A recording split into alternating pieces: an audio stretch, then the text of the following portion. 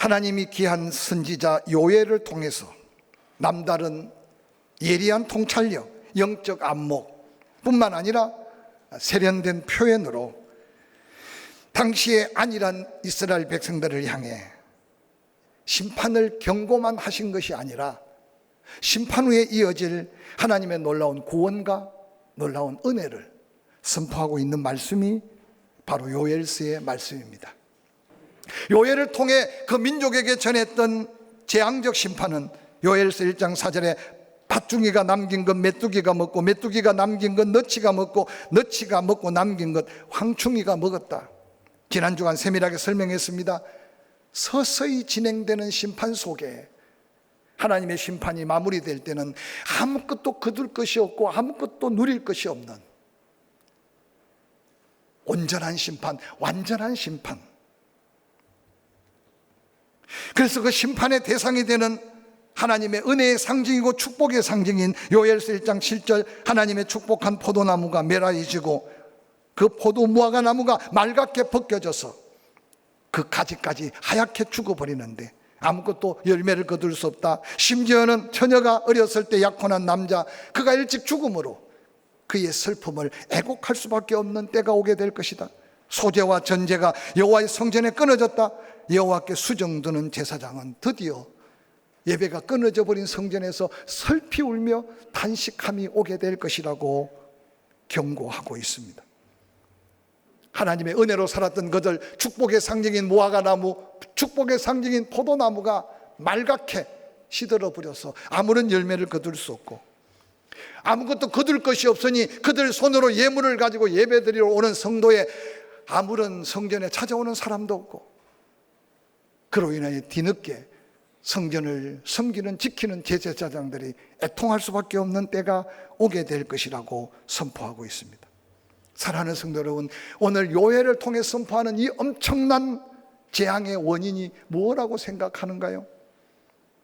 오늘 이스라엘 백성들의 영적 모습은 그들의 마음에는 하나님이 존재하지 않았습니다.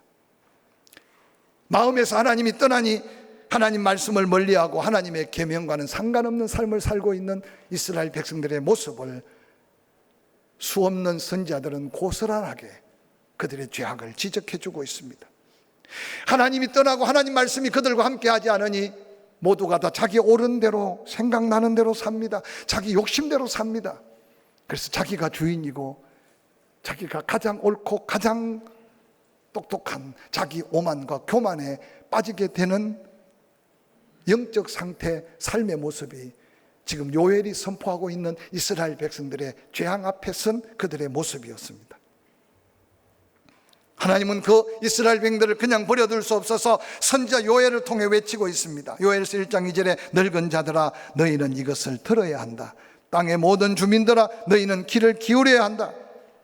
너희가 살아있는 날 동안 너희 조상들 날에 이런 일이 있었느냐? 이 심판은 바로 너희 살아생전에 경험하게 될 심판이라고 도전하고 있습니다.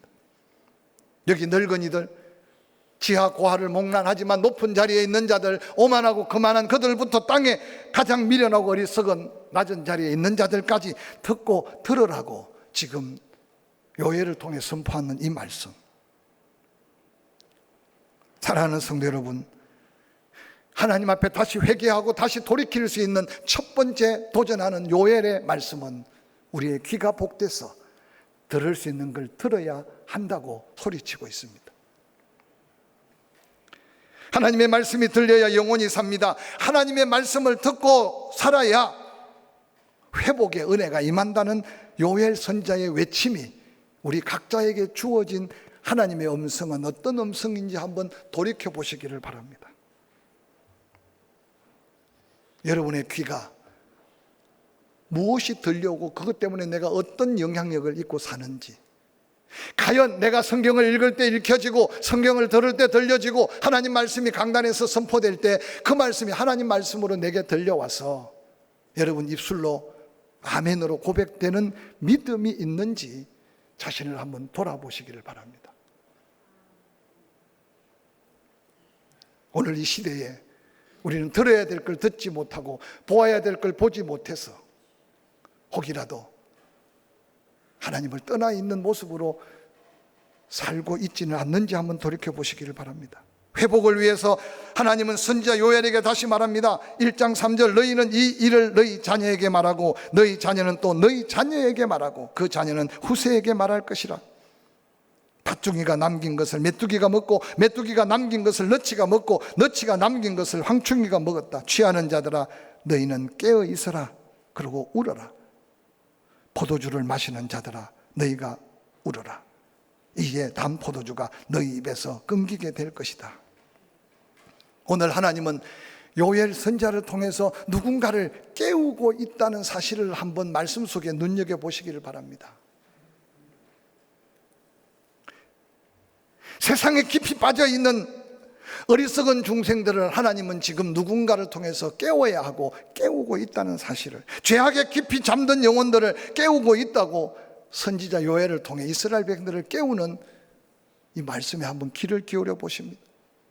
자기 만족에 빠져있는, 자기 오만과 교만에서 겸손으로 깨어나게 하는 하나님의 놀라운 말씀 앞에 한번 여러분 자신을 돌아보시기 바랍니다.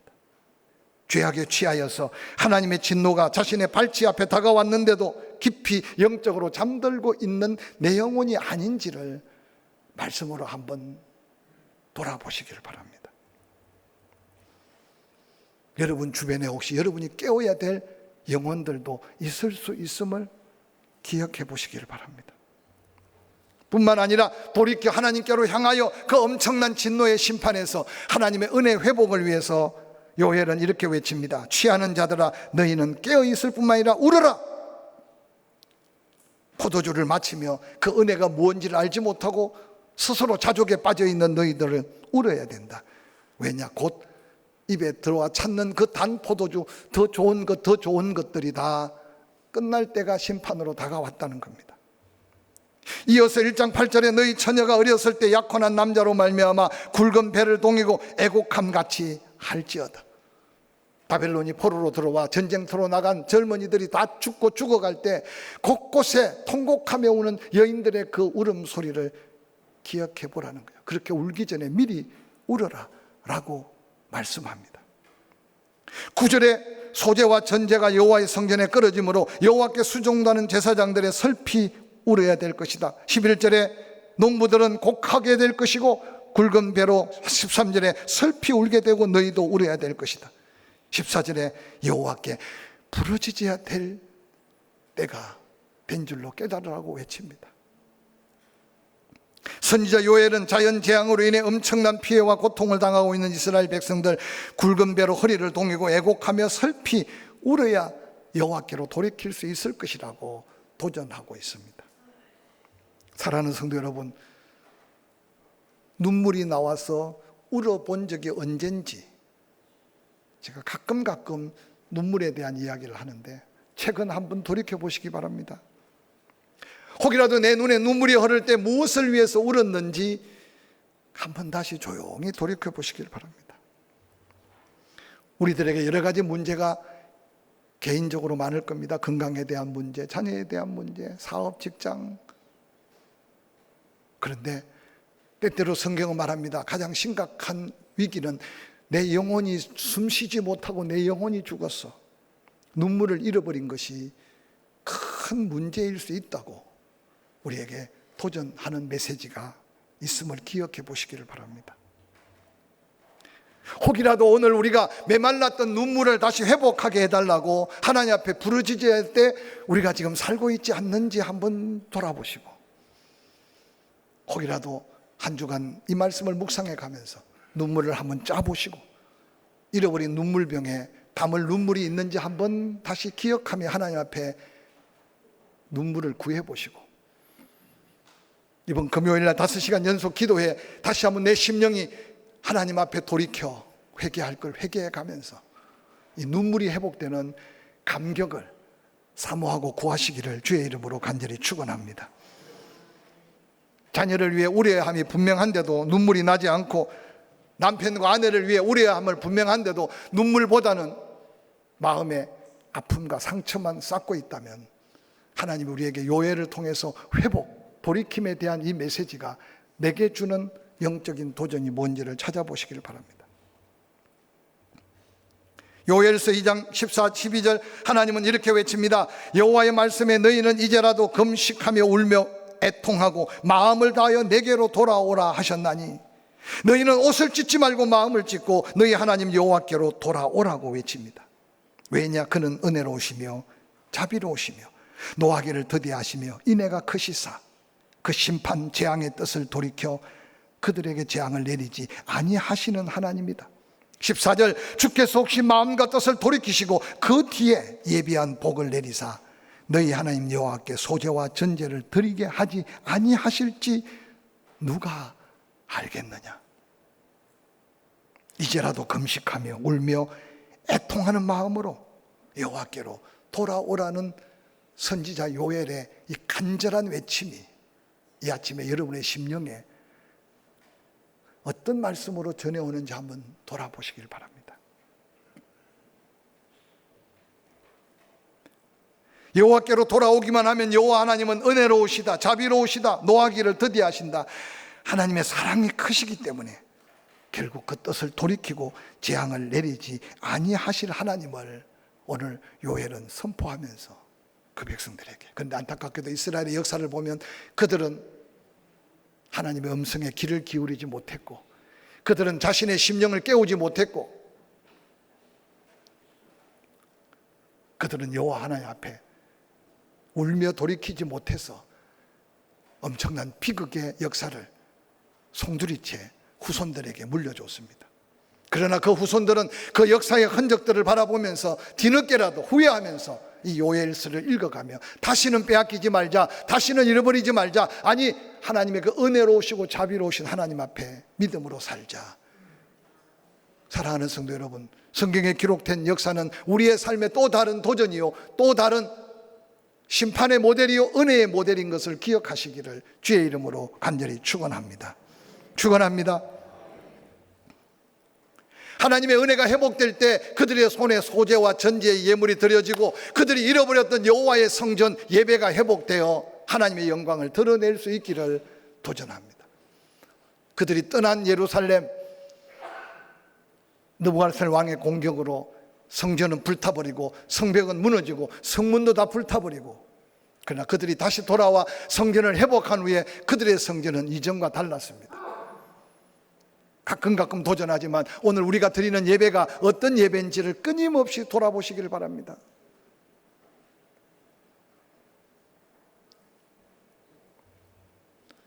오늘 하나님은 요엘을 통해서 그런 영적 회복, 여호와께로 돌이킬 때 그들에게 주어진 엄청난 고난과 엄청난 환난, 엄청난 위기가 도리어 희망과 꿈을 꿀 수 있는 은혜의 시작이라고 도전합니다. 위기는 곧 기회라고, 이스라엘 백성들에게 닥친 환난, 그들에게 닥치는 그 엄청난 고난들. 그런데 오늘 요엘은 그 죄악의 크기와 심판의 크기보다 돌이켜 회개할 때 하나님이 약속한 은혜의 크기, 축복의 크기를 그 백성들에게 선포하면서 기회를 놓치지 말라고 증거하는 이 말씀이 이 민족 가운데 우리의 삶의 자리에 각각 삶의 여러 가지 위기와 어려움이 다가올지라도 이 말씀 앞에 다시 한번 겸허히 돌이켜서 우리가 흘리는 눈물보다, 우리가 안타깝게 가슴 치는 고통보다 하나님의 위로가, 하나님의 은혜가 더해지는 놀라운 소망의 꿈을 함께 꿀 수 있기를 주의 이름으로 간절히 축원합니다. 고난과 위기는 곧 하나님의 새로운 은혜의 시작이다. 그래서 성경의 위대한 인물들 중에 그런 고난과 그런 위기를 겪지 않고 하나님의 은혜 회복으로 이런 사람이 없다는 사실을 수없는 인물들을 통해 우리에게 증거합니다. 한정된 시간에 하나하나 예를 들 수 없지만 여러분 기억 속에 한번 살펴보십시오. 이제 그 아름다운 은혜를 회복하고 그 아름다운 꿈을 꾸기를 원한다면 하나님의 약속이 우리에게 새로운 도전이 됩니다. 요엘서 2장 23절 이렇게 외칩니다. 요엘을 통해서 시온의 자녀들아, 즉 하나님의 택함받고 구원받은 하나님의 백성들아, 너희는 너희 하나님 여호와로 말미암아 기뻐하며 즐거워할지어다. 그가 너희를 위하여 비를 내리시되 이른 비를 너희에게 적당하게 주시리니 이른 비와 늦은 비가 예전 같을 것이라. 마당에 밀이 가득하고 독에는 새 포도주와 기름이 넘치리로다 라고 말씀하고 있습니다. 자연재해, 이스라엘 백성들이 당할 그 고통의 크기보다 하나님의 회복의 약속의 구체적인 축복들을 한번 기억해 보시기 바랍니다. 여러분, 이스라엘 백성들은 이른비가 적당할 때 이른비가 적당한 양이 주어지는 게 그들은 축복인 줄 삶을 통해 깨닫고 살았어요. 그런데 오늘날 아름다운 자연 속에 살았던 대한민국 백성들, 비가 안 오면 누구에게 구할지 몰라도 기구제를 지날 때가 옛날이었지만 어느 날 수자원 공사가 물을 잘 관리해서 가뭄이 없이 흉년이 없었던 때가 여러분 언제부터인지 기억조차 나지 않지 않습니까? 모내기를 할 때 비걱정하는 사람들이 어디 있습니까? 하나님 없이도 살 것 같은 이민족의 오만과 교만을 여러분의 삶의 현장에서 한번 찾아보시길 바랍니다. 건강에 대한 감사하기는커녕 지금까지 내가 건강에 살았던 것에 대한 하나님의 은혜가 뭔지를 잃어버리고 살고 있지는 않습니까? 직장, 사업 마찬가지입니다. 그런데 이스라엘 백성들에게 시온의 자녀들, 택함받은 하나님의 백성들아, 여호와께로 돌이킨 믿음의 사명자들아, 너희는 너희 하나님 여호와로 말미암아 다시 기뻐하고 즐거워하라고 선포하고 있습니다. 왜냐? 그가 너희를 위하여 이른비를 내리시되 이른비를 너희에게 적당하게 주시리니 이른비와 늦은 비가 이전의 은혜의 때와 같이 예전 같을 것이다. 그 결과로 마당에 밀이 가득하고 독에는 새 포도주와 기름이 넘치게 될 것이라고 약속하고 있습니다. 사랑하는 성도 여러분, 정치적인 혼란함, 경제적인 여러 가지 위기 때문에 위축당하지 아니할 수 있는 것은 하나님의 약속과 믿음뿐이라는 사실을 설교기 때문에 하는 게 아니라 하나님의 말씀임을 이 아침에 듣고 아멘으로 확신하시기를 주의 이름으로 간절히 축원합니다. 축원합니다. 설교를 준비하고 뉴스를 보니까요, 얼마나 비들이 곳곳에 엄청나게 쏟아져서 평생을 살면서 한 번도 경험하지 못했던 말들을 여러분 뉴스의 인터뷰를 통해 들어본 적이 있습니까? 그 냇가에서 30몇 년을 살았는데 이런 일은 본 적이 없다고. 저는 우연찮게 오늘 요회를 통해서 너희 늙은이들아, 이전에 그런 경험이 있느냐? 너희 젊은이들아, 너희 삶에 이런 경험이 있느냐라고 외쳤던 말씀과 뭐 다를 바가 있습니까? 조금만 어려우면 원망 불평했던 이 민족이 과연 그러한 자연재해를 당하면서 하나님의 계시하시는 말씀을 어떻게 깨닫고 들어야 될지 먼저 믿는 우리라도 한번 돌이켜 살펴봐야 되지 않겠습니까? 그 누구 책임일 수 있겠어요? 그 누구의 잘못일 수 있겠습니까? 모르겠습니다. 예배가 끝나고 가면 세종의 430m 긴 지하 터널에 갇혀서 운명을 달리한 사람들이 속속들이 드러날 겁니다. 제가 그 뉴스를 보면서요, 아무리 헤엄을 잘 치고 수영을 잘해도 그 먼 거리에 천정까지 물이 가득 차버리는 순간에는 누가 그 자리를 뛰어나올 수 있겠습니까? 누가 미리 그 길을 막을 수 있는 지혜가 누가 있겠으며 그 안타까움을 누구에게 돌릴 수 있겠습니까? 이런 여러 가지 뉴스를 보면서 우리가 안전하다고 안전한 게 아니라 하나님의 보여주시는 놀라운 증거들을 다시 한번 기억하면서 오늘 본문의 말씀 따라 봐라, 택한 너희를 하나님이 지키시고 하나님이 적당한 때 은혜를 주셨음을 기억하면서 기쁨을 회복해라, 즐거움을 회복해라, 이 놀라운 말씀이 우리가 다시 한번 소망 가운데 도전해야 될 꿈이 되고 믿음이 되어야 될 줄로 확실히 믿습니다. 할렐루야, 할렐루야. 교회 내려가면서 거울에 얼굴을 한번 비춰보시기 바랍니다. 내 얼굴이 지금 기쁨을 회복하고 있는지, 내 가슴 속에 그 즐거움이 있는지, 아니 무엇 때문에 기쁨을 잃어버렸는지, 무엇 때문에 그 감격과 감사, 즐거움을 잃어버렸는지 한 주간 좀 말씀을 다시 붙들고 살아가면서 부부지간에 얼굴을 펴고 사시기를 주의 이름으로 간절히 축원합니다. 당연히 펴고 살겠지만 이 무더위에 교회 와서 성도들을 바라볼 때 여러분의 환한 얼굴이 이 말씀 은혜 안에서의 회복으로 이어지기를 주의 이름으로 간절히 축원합니다. 상대가 어떠하든 간에 내 안에 이 기쁨과 이 즐거움을 하나님께서 회복시켜 주실 것이라고 말했습니다. 뿐만 아니라 요엘서 2장 25절, 내가 전에 너희에게 보낸 큰 군대 곧 메뚜기와 너치, 항충이, 팥중이가 먹은 횟수대로 너희에게 갚아줄 것이다. 너희는 먹되 풍족히 풍족히 먹고 너희에게 놀라운 일을 행하신 너희 하나님 여호와의 이름을 찬송하게 될 것이다. 저는 이 말씀을 묵상하면서요, 혼자 얼마나 감격했는지 몰라요. 내가 이전에 잃어버린 거, 내가 이전에 손해본 거, 내가 이전에 눈물을 흘리며 아파했던 거, 하나님이 정확하게 횟수대로 그 양대로 계산해서 보충해 주시겠다는 거예요. 믿으시면 아멘. 여러분, 단순한 듣기 좋은 소리가 아니라 이건 하나님의 말씀임을 믿으시기를 주의 이름으로 간절히 축원합니다. 그 은혜를 회복할 때 너희 안에 그 여호와 하나님의 은혜로 인해 하나님을 찬양하게 될 것이라고 선포하고 있습니다. 이 찬송이 여러분의 심령에 넘쳐나고 여러분의 입술로 고백되기를 주의 이름으로 간절히 축원합니다. 축원합니다. 오늘 성가대 찬양도 얼마나 은혜스럽든지 사실 앵콜로 한번 더 듣고 싶은데 또 유난 뜬다 할까 봐 한 주간 몇 주간 연습해서 한번 하는 게 제단에 올려드린 찬양이지만 너무 감동이잖아요. 여러분 입술에 그 찬양이, 그 감사가, 그 아름다운 은혜의 고백이 넘쳐나는 남은 반년, 남은 생애가 되기를 주의 이름으로 간절히 축원합니다. 여호와의 이름을 찬송하게 될 것이다. 뿐만 아니라 요엘서 2장 26절 27절 너희는 먹되 풍족히 먹고 너희에게 놀라운 일을 행하신 너희 하나님 여호와의 이름을 찬송할 뿐만 아니라 내 백성이 영원히 수치를 당하지 않게 될 것이다. 27절 그런즉 내가 이스라엘 가운데 있어 너희 하나님 여호와가 되고 다른 이가 없는 줄 너희가 알게 되면서 그런 너희들을 영원히 수치당하지 않도록 내가 지켜주고 내가 함께하고 내가 도와주겠다고 약속하셨어요. 전 세계를 보십시오. 여러분, 소련이 러시아가 되고 중국은 여전히 변화를 가져오지만 그 엄청난 힘을 갖고 있고 일본의 그 간사함을 아시지 않습니까? 저 북한은 끊임없이 전쟁을 준비하고 미사일을 쏘고 우리에게 평안을 주신 하나님의 은혜가 은혜인 것을 수없이 강조하지만 과연 그 하나님의 은혜 때문에 우리 마음속에 감격이 있는지 돌아보시길 바랍니다. 정치를 잘했어요?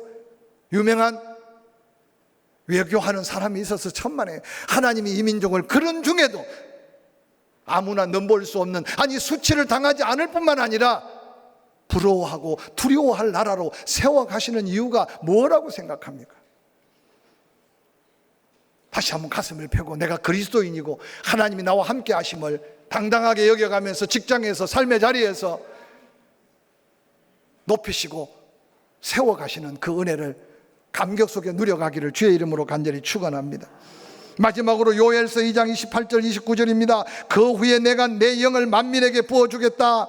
물질적인 풍요와 세상에서 수치당하지 아니하는 하나님의 도우심 뿐만 아니라 이제 영적으로 은혜를 주시는데 너희 자녀들은 장래일을 말한다. 너희 늙은이들은 꿈을 꾸게 된다. 너희 젊은이들은 이상을 보게 될 것이다.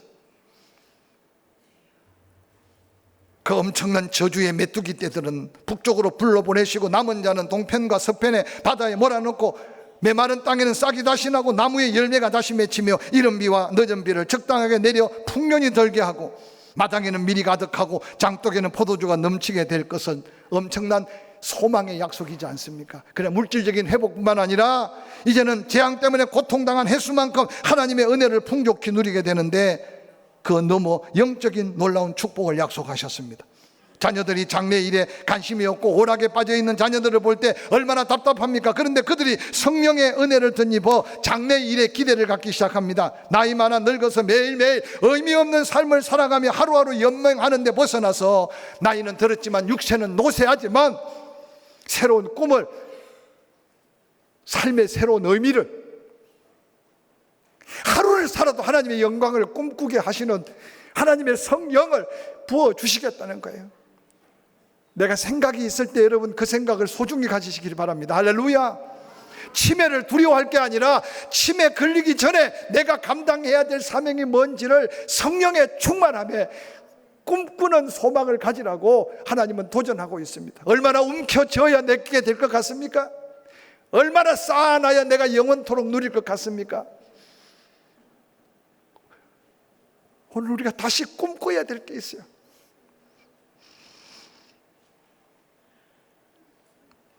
젊은이들이 하나님의 이상을 보고 그것을 목표로 삼고 그 목표를 도전할 때 하나님이 도와서 이루어 주겠다는 놀라운 약속이 성령의 약속이었어요. 800년 전에 약속한 이 약속이요, 놀랍게도 사도행전에 보면 베드로가 일어나서 말씀하지 않았습니까? 우리에게 임한 성령은 그때 약속한 성령이다. 그들에게만 약속된 약속이 아니라 오늘 우리에게도 약속된 약속임을 기억하시기를 주의 이름으로 간절히 축원합니다.